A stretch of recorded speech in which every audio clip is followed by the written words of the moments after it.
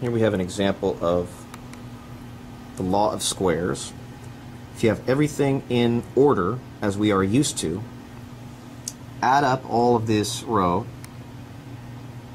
add up all this row, add this row and this row, you get different numbers. So how can we arrange each of these numbers without repeating the number and have them all equal the same sum?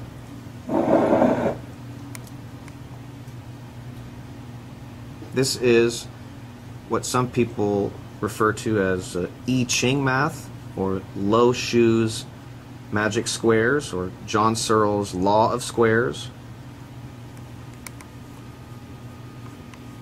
And there's another man on YouTube, Lee Burton, who has unbelievable diagrams incorporating Marco Rodin's math, John Searle's math, Low Shoe, the I Ching, and again you can find that information in the video description.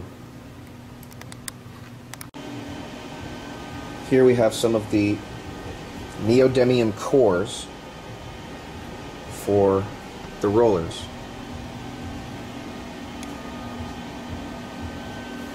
Four materials. Innermost is raw, unmagnetized neodymium. Second layer, the white, is Teflon. The third layer is the magnetic, ferrite. And the fourth is the copper. Only the third layer is magnetized. The neodymium core is not magnetized. Some people argue that Professor Searle could not have built his SEG back in 1946 because neodymium magnets weren't into production until 1982. But Professor Searle never used neodymium magnets. He used ferrite and raw unmagnetized neodymium, which he got from China. Professor Searle was able to build a lot of these devices back then because he had access to all of this type of equipment for free when he worked for British Rewind Electric Company. They provided him with all of these materials, all the workers necessary, and everything needed to complete the project for free. The only thing that he paid for back then was the raw neodymium powder at 39 pence a kilo. And all of the machines that Professor Searle was able to use for free back in the day, we now have to purchase ourselves at modern day prices with more modern units.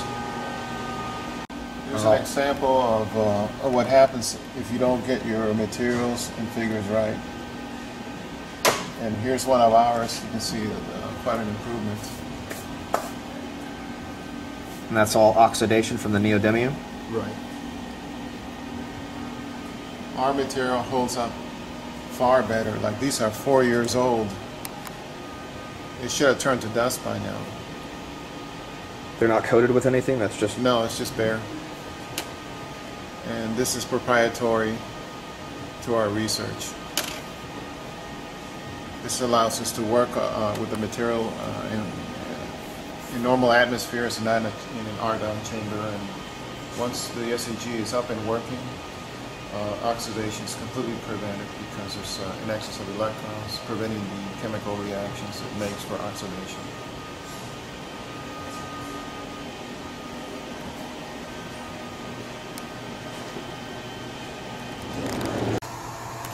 A lot of people have asked what these dots are. These are just to place the ring evenly in the center. They have no function whatsoever. They're just plastic dots for centering. But also people have a question regarding the third layer on this unit. We see this one has sections. That is a complete layer. Now, does the unit have just one solid ring, or does it have sections of it? Ideally, it would be nice if you could find a manufacturer who would make it in one. complete ring. And what are the But problems with making the complete ring? Well, they just can't manufacture anything that big. So we have to segment them. But still, it works for our purposes. In fact, we'll have to use sections for the even larger ones. And if it's magnetized correctly, it's not a problem. So effectively, that's what we're doing right here. We're rotating the segment. That's one of the rollers, the Magnetic roller. uniquely magnetized. You can actually see some variations on the compass, an indication that this is not a standard magnet. If it was a standard magnet, it would be uniform and there would be no movement of the needles.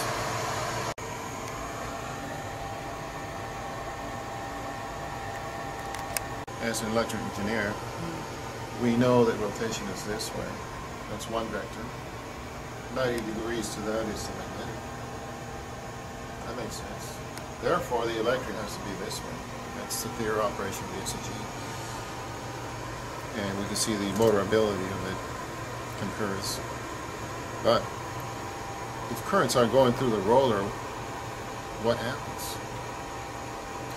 Well, as far as I can tell, that would explain why the rollers move. If you got currents going through a roller, the magnetic effects are such that you should get rotation. It's just the inventor has always said. Now, if we can demonstrate that, it will be another proof of concept. Now, what we have here, this is the SEG mock-up. I've got to say that again for all the YouTube people and everybody wanting to know more about this stuff. This is the demonstration unit mock-up. There's a difference between the SEG mock-up and the SEG prototype. This is being powered so that the electricity goes through the wires and makes the magnets spin in this unit. That is to display the motorability, spin forces, basic magnetic interactions. Right, it is a platform for experimentation and testing, improving the various facets of the technology. And this is the way we're doing it. In reality, we have to deal with the particular aspects of the technology, prove it, move on to the next, so forth and so forth, until we get to the point where we can develop and put together a prototype which looks like that. And even that's not complete yet because there's a sophisticated process called magnetization. Unconventional. The industry does not practice. We have to make our own equipment, our own processes in accordance to what we know about the SEG technology. And all this takes time, money, and effort, which I wish everybody would appreciate. That's what Searl Magnetics is here for. So when this is in operation, it is not producing any usable output. It is just spinning the magnets. It allows us to isolate and demonstrate the various functions of the SEG, and it prove the concept, but it is not a full prototype. We're working on that. It's a regular magnet. You just roll it. It's nice and uniform.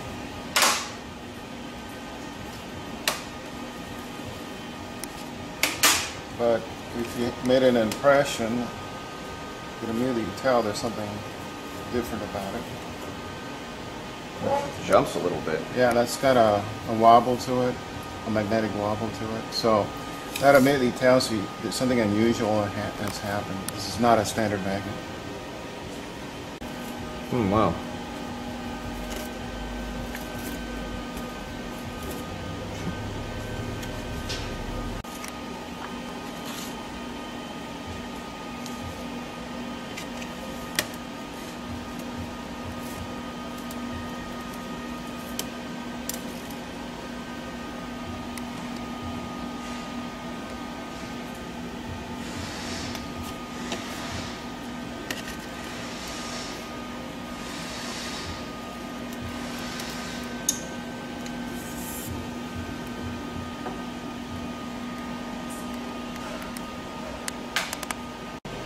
First magnetized circuit I made from scratch that proved that you can impress waveforms on permanent magnetic materials.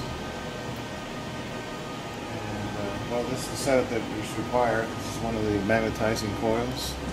You see it's nicely uniform. You should get north-south, but you don't. You get variations, which again proves another facet of the SEG concept is that you can magnetize magnetic materials uniquely.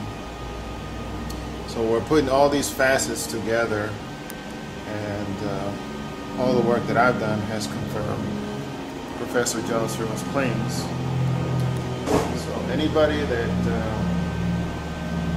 is quick to say negative things, they need to really think about what they're saying.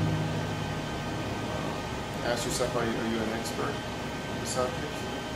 Or are we the ones who are actually doing the work?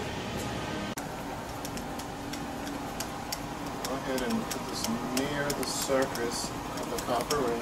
Remember, this is data ring, just like the Maka. We're isolating another effect through the SEG concept. Get closer, closer, closer. Now you feel a repulsion force? That's the magnetic bearing. Furthermore, it is rotating without touching it. Just the way John has always described it, that it will orbit and spin. Therefore, the SEG will never wear out.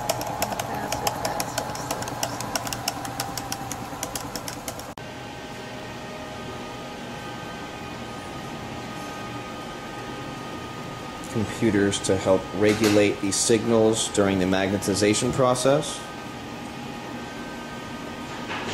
One of the 6,000-pound magnetizers.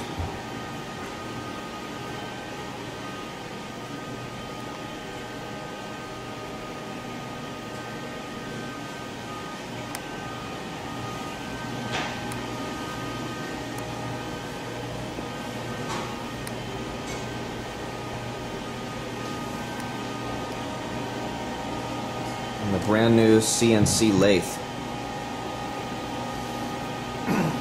Demonstrate control. It's all logical controls here. This panel, for example, we can go ahead and run the chuck. Speed it up.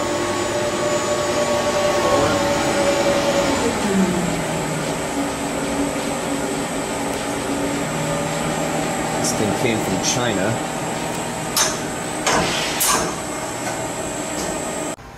The SEG mock-up, we can find another explanation for another function in the SEG, and that is, why do the rollers move? Now we know that the electrical vector is this way, therefore currents generated between the magnetic layers and the other materials. In effect, the layers are what is the generator, and we know the electric fields are this way. Therefore, what we're going to do is simulate the electrical currents as we know the SEG. The magnetic forces through the rollers should make the rollers move. And this is what this setup will do, is to demonstrate that effect. We'll go ahead and apply currents through that wire and see what happens.